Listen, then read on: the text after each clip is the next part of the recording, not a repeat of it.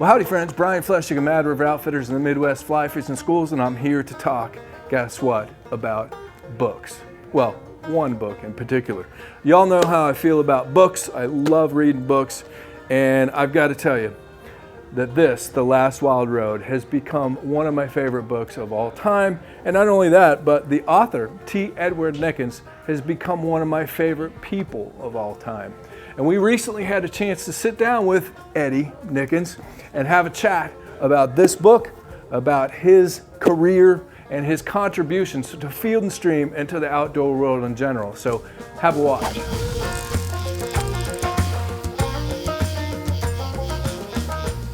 Well, howdy friends, Brian Flecshsig of Mad River Outfitters in the Midwest Fly Fishing Schools, and welcome back to another episode here on our YouTube channel. And today we've got a really special treat for you. We have my new great friend, BFF, Eddie Nickens. Eddie, it's good to be here. Man, you know, we've had a fantastic weekend together. And just to give you all some context, we're here in Mims, Florida, and we've been teaching the Flip Pallot Mad River Outfitters Fly Fishing School, and Eddie has been, what do you call it, monitoring? I think Flip used the term auditing. Auditing, that's right. Auditing. It's been a long time since I've been in college. Yeah. And I've audited a class, so you're auditing the school here, and you're working on a project which we're going to share. But anyway, just to give you an idea, it's a real pleasure to be here with you. It's been a real pleasure to be with you this weekend. But Eddie is the contributing editor of Garden and Gun magazine, which many of you may know. And they've done a few, at least, features on Flip Pallot. And yeah, I wrote one a few years ago, big feature. Yeah. And he's threaded himself in and out of the Garden Gun family, which we're thrilled to death about. Yeah. And so you're also a contributing editor to Ducks Unlimited magazine. I am, indeed. Many of our folks may know that.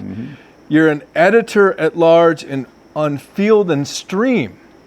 And for crying out loud, you all know Field and Stream magazine. I sure hope so. That's a big deal.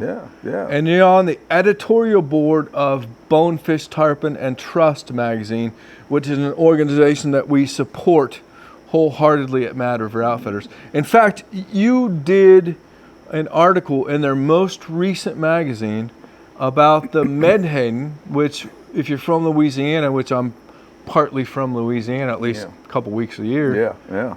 They call them pogies. Pogies down there. Yeah. Menhaden is the typical name of that fish, a small, oily bait fish that is a primary forage feed for striped bass. Yeah. And lots of conservation issues with the commercial take of Menhaden and the impacts on stripers. But now as tarpon are either moving up into the mid-Atlantic more frequently, or at least we're learning about them in a different way.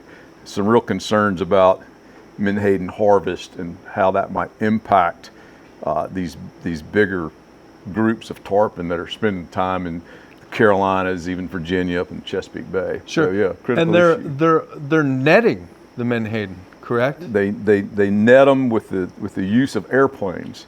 Spotter aircraft go out, and then it's called a purse seine net. So just imagine two nets that encircle the entire school and are cinched like a purse. Well, that's fair. And then they bring up the Menhaden, but of course they bring up everything else that was and in Louisiana, they're also harvesting redfish along with the Menhaden, and it's a big deal. Yeah. And when the pogie boats are out there, and we can see them. You can see the planes. Yeah, and so we're in the marsh, and we see the pogie boats, we see the planes, and then literally the guides will now complain that there won't be as many redfish in the marsh because the pogie boats are out there with their nets and stopping the redfish from coming into the marsh. Yeah, and so it's an issue along the Gulf Coast, and it's an issue that's most critical because they're coming so close to shore.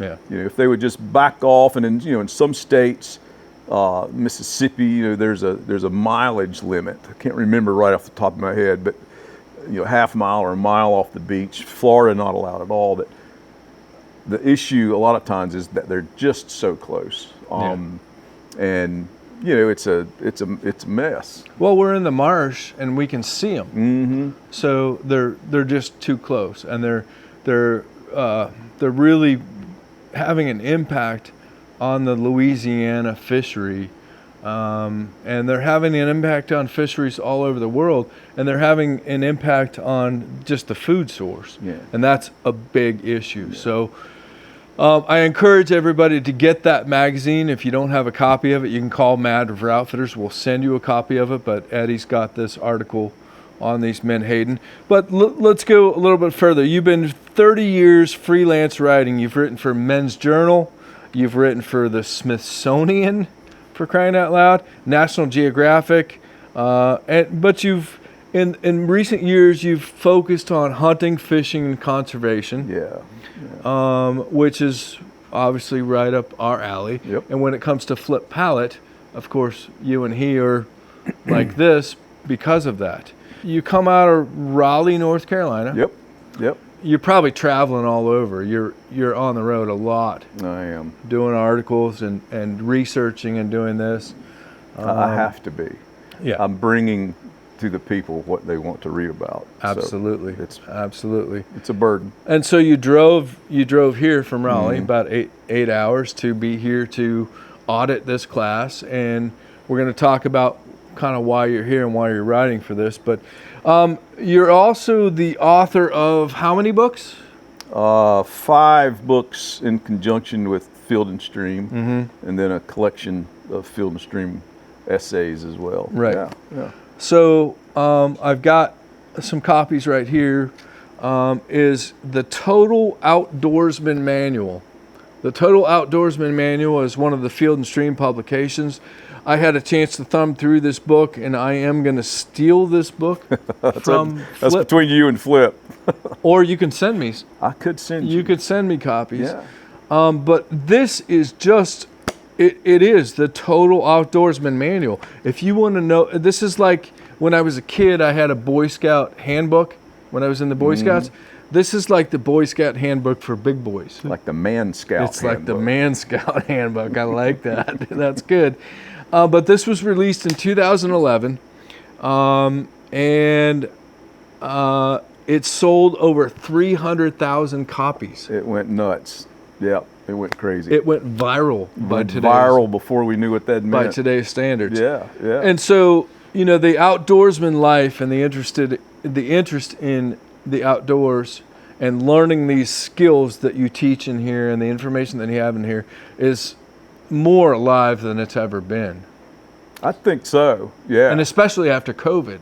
I think, and you know better than most. You've seen that with Mad River Outfitters, you know. But I mean, it did sort of unleash this crazy yearning for just getting outdoors. Just a penchant for being outdoors and for being alone in the outdoors. And it's been good for you and I. And then you have another one, the Total Outdoorsman Skills and Tools, 324 tips. Just tips, just the tip. If you want the rest of the information. How do you even come up with 324 tips? Well, I have written for a long time with Field and Stream, a lot of how-to stuff. So this was a collection of stuff that was previously published in Field and Stream with all the illustrations. It's like you're getting a decade's worth of Field and Stream know-how in that one book. But these are all pieces that I've written. Man, that is cool. I mean, here's how to show a lantern some love. Little maintenance tip on an old I don't want to know about. I don't want to know about that. Maintenance. You're not big into maintenance. So master the prank social media pals. How to do that? Well, that's valuable. Drill for the scampering squirrel.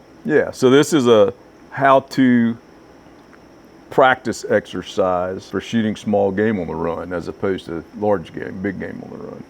Yeah. Man, this is just so full. There's one that you would have appreciated after our pork barbecue dinner last night. How to barbecue a wild hog in your backyard. Make a cinder block pit cooker, and then you just throw a hog in there and cook it. It's a Southern classic. Man, I'm telling you what, this is something else, and I'm looking forward to when I get home that these books will be at Mad River Outfitters when I get home. So no, that's fine. Overnight delivery. And so we have The Last Wild Road. This is Adventures and Essays from a Sporting Life by T. Edward Nickens, a.k.a. Eddie. What's left of him. Yeah.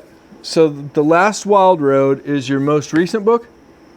Yes, that came out 2 years ago, and that's a collection of essays and long-form narrative pieces that have run in Field and Stream that I've written over the last maybe 18 years. Really? So, and that comes out in paperback May 1. So I'm kind of stoked about that, and that's right around the corner. Well, that's pretty exciting, and this is, I really can't wait to read these books, and I'm so glad that Mr. Pallot blurbs me on the back. Mr. Pallot, let's hear what Mr. Pallot said. Before you ever become the old outdoorsman that folks listen to, is he referring to himself? I don't know. You must first have been the young outdoorsman who did it all. T. Edward Smoke, I'm going to ask you about that in a second. T. Edward Smoke Nickens doesn't write about anything. He chronicles it. He lived it. He was there and practically everywhere, and he leaves it all on the table in The Last Wild Road. You'll want this book. Flip Pallot, archer, airboat wrangler, television host, and fly fishing legend. So, of course, you all know Flip, our great friend Flip, whom we're here teaching a class with, school with. And so there's what Flip has to say about Eddie and The Last Wild Road. So this book comes out in paperback. Be sure to check it out. I'm going to do everything I can to have this available at Mad River Outfitters. I can probably get this from either you or Lions Press. Lions Press, Yep. Or how about Angler's Book Supply? Do you deal with Mark out there? I don't deal with the sales aspect. So he gets. I'm a writer. He buys books from Lions Press. So soil my hands with money. So I can. You know, of course not. I'm a purist. Yes. Well, we're gonna have this available at Mad River Outfitters because I appreciate that. We support our friends, and we want you to buy this from Mad River Outfitters. So coming out on paperback on May 1st, The Last Wild Road. Flip calls you Smoke. Flip calls me Smoke. Yeah. Be honest. I'll be honest. If you got a story like this, you'll be honest about it. I met Flip the first time when I was profiling him for Garden & Gun. And I came down to turkey hunt over at Florida Outdoor Experiences, where Flip guided for many years. And we were set up one morning looking over this meadow, and it was super foggy. And as the fog lifted across the meadow, pretty good ways across the meadow, was a truly giant hog. And you know Flip and the hog. Yeah, so turkeys are like, we're not even thinking about these turkeys anymore. It's right. like all we could talk about was the hog. And I said, Flip, I think he said he had a handgun, or he had a rifle. Not with us because we were turkey hunting. I said, I think I can slip out, pick up a handgun, and I'll be able to stalk around the meadow and come up through the woods, and I might be able to. I think I can kill that hog. And he's like, there is no way you can do that. A hog that size, a hog that big is a mythical creature to Flip. Yeah, right. He said, there's no way you can do that. I said, Flip, you don't know me, but I move like smoke through the woods. And that's all it took. So forever known as Smoke. Forever known as Smoke. You know, I've heard him talk about Smoke, and I think I think you're on the website as Smoke. I could have said, Flip, I move like a fart through the wood. That would not have been quite as good You know what? a nickname. I would not have been looking forward to meeting you as much if he referred to you as fart as opposed to Smoke. So I'm glad you guys went with Smoke. Yeah. So let's kind of get to the point of why you're here, and this will be of great interest to our viewers and lovers of Flip Pallot, fans of Flip Pallot, followers of Flip Pallot, of course, which we both are. Huge fans. He's a very close friend to both of us. He's also a hero to both of us, a mentor to both of us. But you are here because you are actually writing a life history, essentially, of Flip Pallot. And we don't want to give too much away, but we want to let you know that it is coming. It's going to be of huge interest. And you and I both believe, Flip thinks that we're going to sell 13 copies of this book. You and I both believe that this is going to be one of the most influential books probably ever written about a fly fishing celebrity, a fly fishing icon, a fly fishing legend. So just give us a little teaser on what's coming. Well, I didn't know it was going to have to be all of that, but I'll do my best. Well, it's my job to put pressure on you. And Yeah, you know, when you mention that Flip is a mentor and a hero to so many. I mean, I guess my question was, I mean, what does that really mean, and why is that? Mm-hmm. You know, we know a lot about Flip Pallot.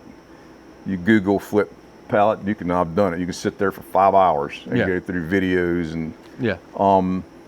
So, you know, I somehow convinced him to let me tag along with him for quite a while. This started pre-COVID, then a hiatus, obviously, during COVID when we couldn't travel. But in the last year and a half, we've been a few places, and I've been down here a number of times and spent time with Flip and with his extended family and his extended friend network.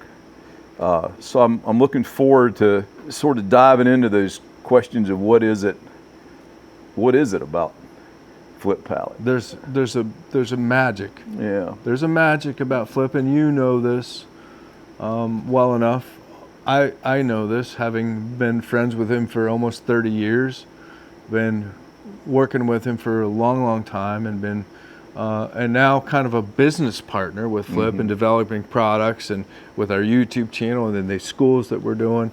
There is a magic about the man that, you know, I don't think anybody's been able to put their finger on it, but from what I've seen and from the research that I've seen that you're doing, and from what he's told me about what you guys are doing, I think you're gonna kind of dial it in, and you're gonna kind of bring it all in for us, and you're gonna kind of make sense of that magic. Yeah. Is my sense, and I think that's your goal. That's my goal. Yeah, and I'm looking forward to moving through the process. Started the writing already, going well. So yeah, I think it'll be it's as much a journey for me, Yeah. as it is hopefully for the reader. Yeah. Well, and it'll be for me and for those that are close to him and that love him very much. I mean, Diane, for example, who loves him more than anybody. But for Oliver White, for Rob Fordyce, for myself, and we could just go down the list, Lloyd Rubel, and all of these people, Stu Apt, and all of these people that have been close with Flip over the years, and to kind of get all of that into one volume is, I think we're all looking forward to it. And from what I have seen, being with you here this weekend, I'm convinced, and so is he, that you're going to do a fantastic job. And I think he's as excited about it even though he thinks we're going to sell 13 copies. But I'll tell you, I'm going to buy 13 copies. Mm-hmm. Yeah, well, it's a winner already. Myself. So we're already going to exceed his expectations. Yeah. So I can't wait for it. And you know what? I thank you for doing it because it had to be done. Mm-hmm. It needed to be done. The industry needs it. The world needs it. He's an American treasure. And to see him honored in the way that I know that you're going to honor him, that's probably why you and I became instant friends this weekend. And I look forward to many more. And I hope that we get to work together in the future. And thanks for being here this weekend. He became my default cameraman over the weekend. You can tell his arms are bigger from holding up the camera. Holding up that big iPhone. Oh. You know? And hey, look, I appreciate you introducing me to your community as well. And sure. everybody here at the school this weekend appreciated you being here. You had good questions. You had good input in the school. And it was just a great weekend. It was fantastic to meet you, and it's an honor to introduce you to. Wow. It's an honor to get to know you. An honor to introduce you to our fans and YouTube base here, subscribers, and so I really appreciate it. Yeah. More to come. And I think I think we'll have many more adventures to come in the future. Yeah. So, friends, there you go, Eddie Nickens, or T. Edward Nickens, if you're looking for his book.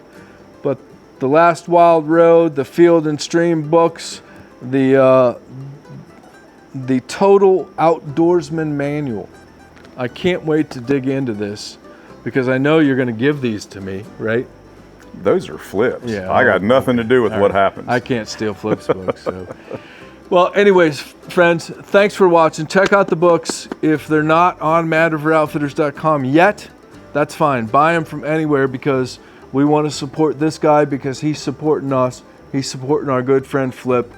And he's now a big fan of Mad River Outfitters. I know that. Yeah, and he's been checking out our YouTube channel. So as always, friends, we appreciate you being here. As always, subscribe to our YouTube channel. Hit that like button because that makes us feel good. And we want to make him feel good also. And stay tuned because we've got a lot more coming your way.